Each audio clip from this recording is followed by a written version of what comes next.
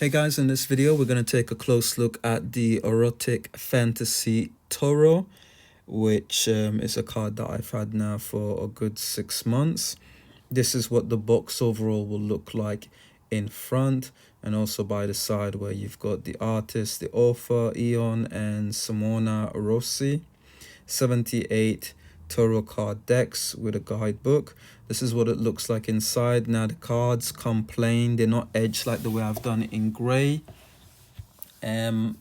Out of the box you get the 78 cards, you get a small guidebook, and you get two sort of like extra card. One is pretty much to register and get updates on upcoming cards.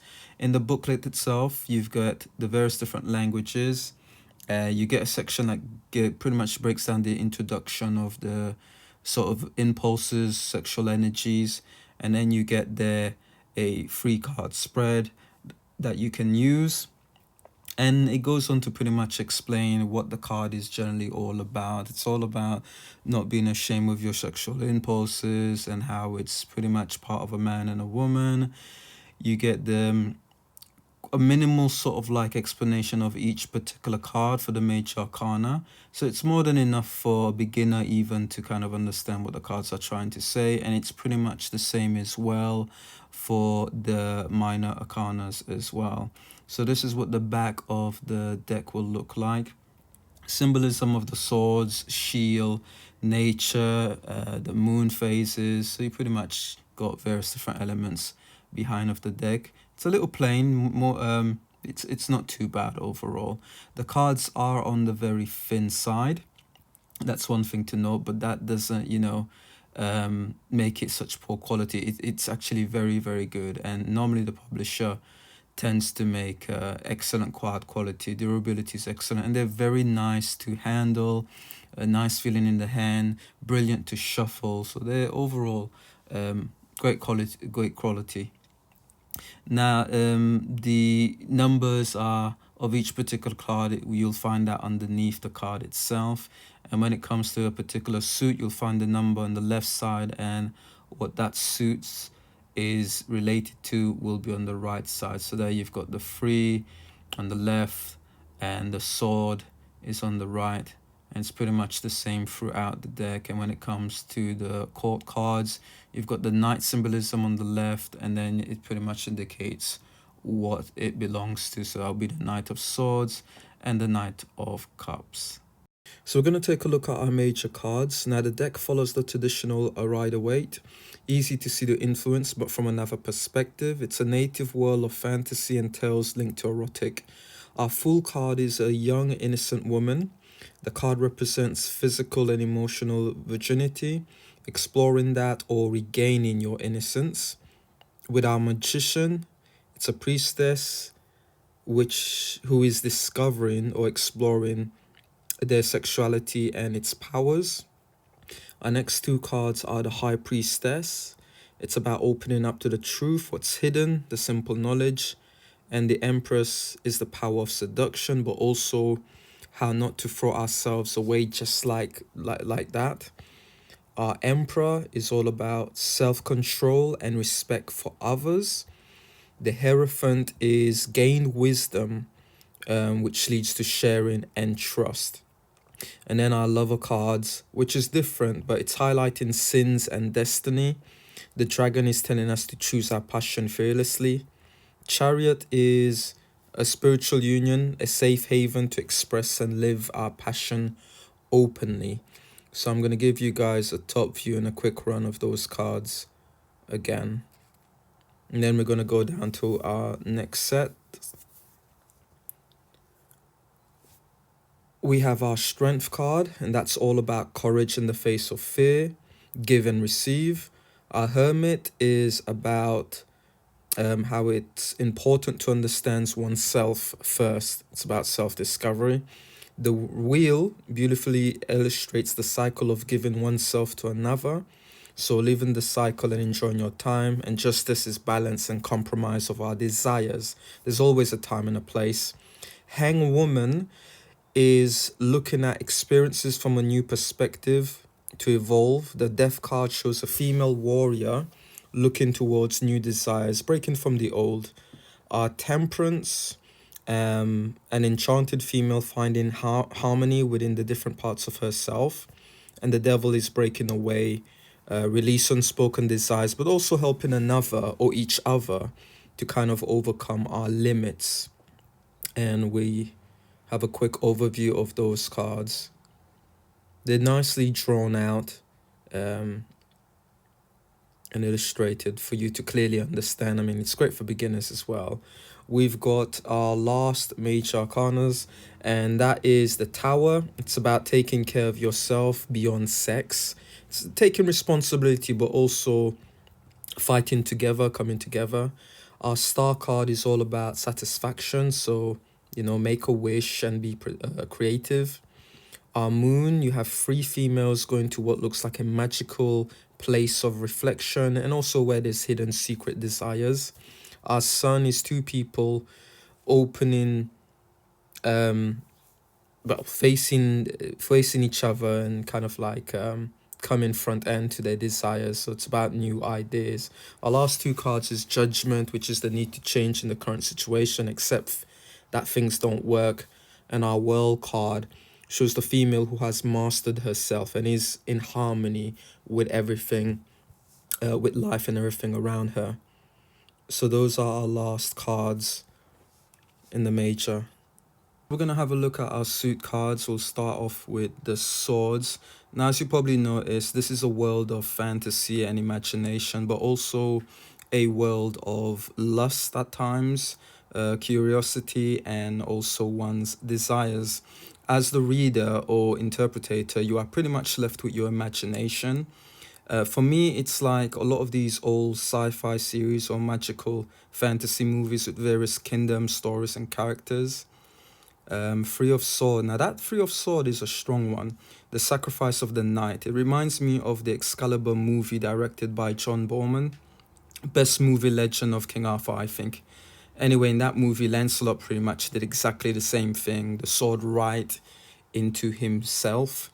So what this deck is kind of like translating or has incorporated is how we have repressed a lot of our desires for the fear of being judged, or how we haven't explored desires unknown to or within ourselves.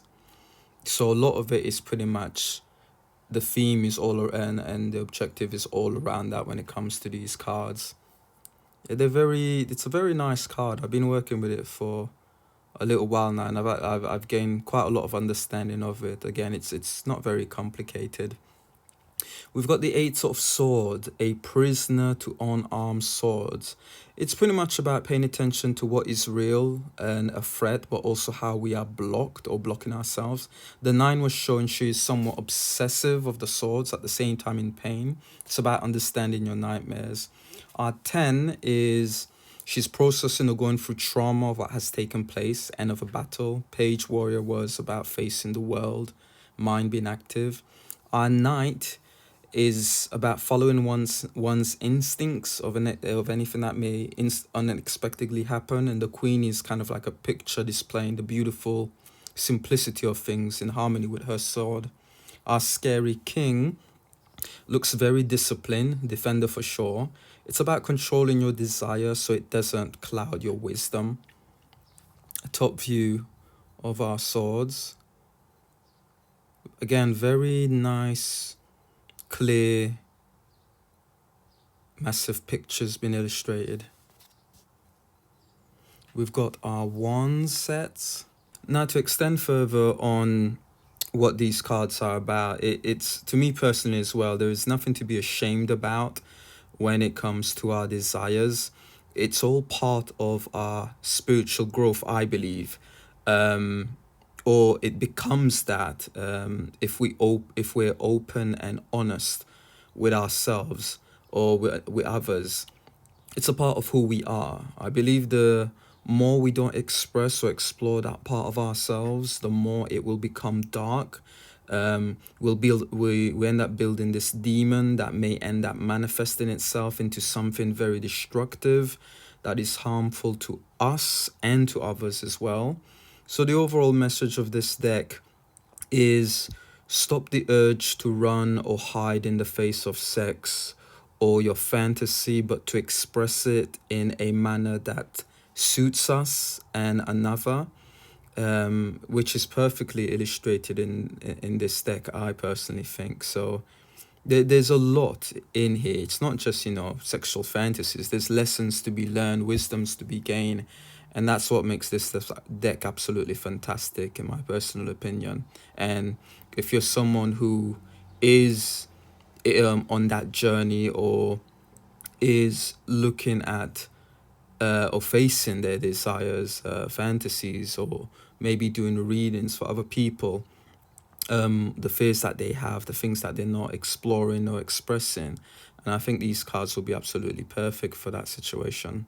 Our knight is showing courage. The message is the stronger the desire, the more it becomes an action. The queen is exotic and seems gentle. It's about the contemplation of beauty.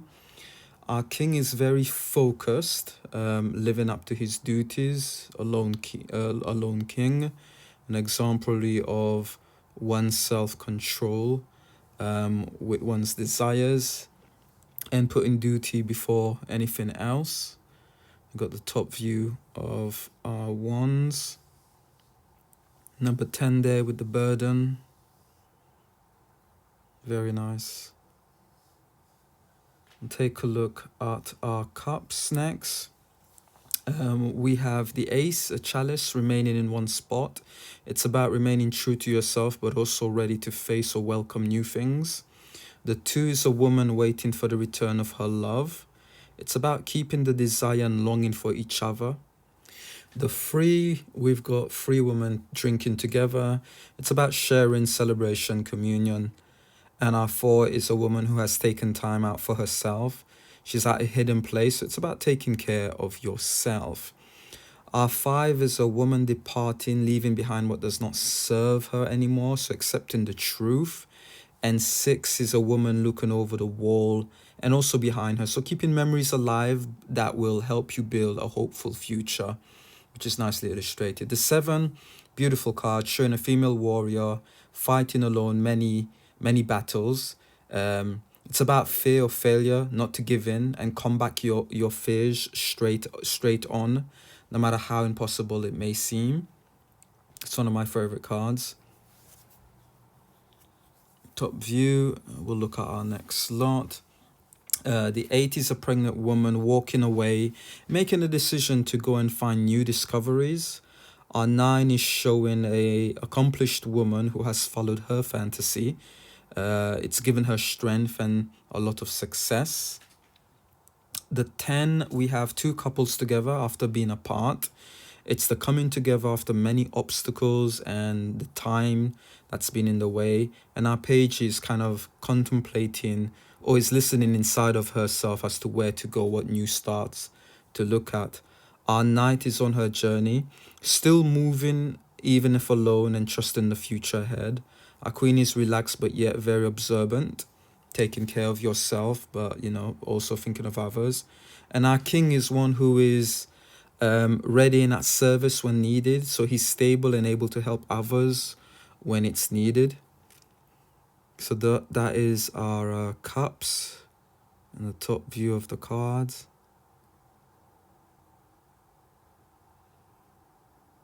And then we'll move on to our final suits, which is our pentacles. Let's have a look. So here's our final sets of the minors. Let's have a closer look. We've got the ace.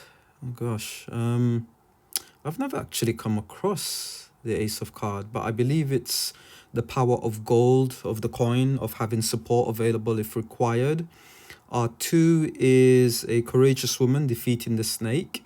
It's about overcoming obstacles and finding solution. The 3 is pretty much the same, but rather than doing it alone, you're kind of like coming up with solution with others together, facing obstacles. 4 is a naked woman in the cold. It's about taking control of your life.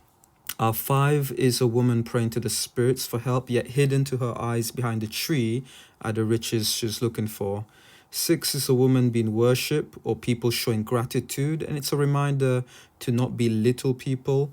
And our 7 is a woman who is assessing her coins. So planning ahead before you take like a new journey or take the next step. So those are our coins. We'll go off and we'll look at the next one. So our next 2 cards, the 8 and 9. 8, we have a very confident woman with her riches, finding ways to express your passion is the 8. 9 is the love of life, the pleasure and luxury. So it's about expressing or mirroring that desire out into the world. The 10, it's about the inherent power that has allowed you to reach where you are and being taken care of, to remember how that feels and to also show gratefulness. And the page female was pretty much exploring the wild, keeping that desire going. The knight is planning ahead to achieve a certain result. Our queen is in a wild kingdom. It's all about control, taking ownership, stable, and also waiting. And our king is very stable, secure, and taking all advantages to reach his status. So that is our coins, our pentacles, suits. So now what I'm going to do, I'm just going to do a quick flip through and just show you these cards again and just play a little music in the background. Let's go straight into that one right now.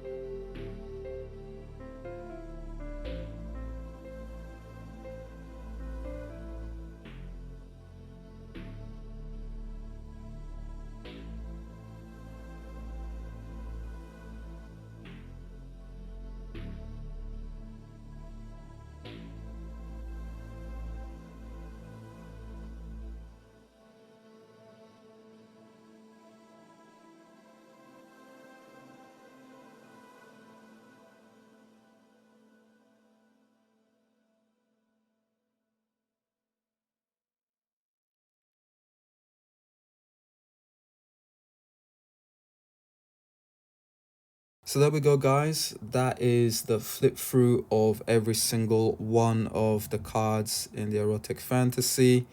And that's pretty much the end of the video. I really hope you guys have enjoyed this, and look out for the next one. Again, this is such a great card set. It's one that if you are into erotic cards, then it's one that I highly recommend. So take care and look out for the next one.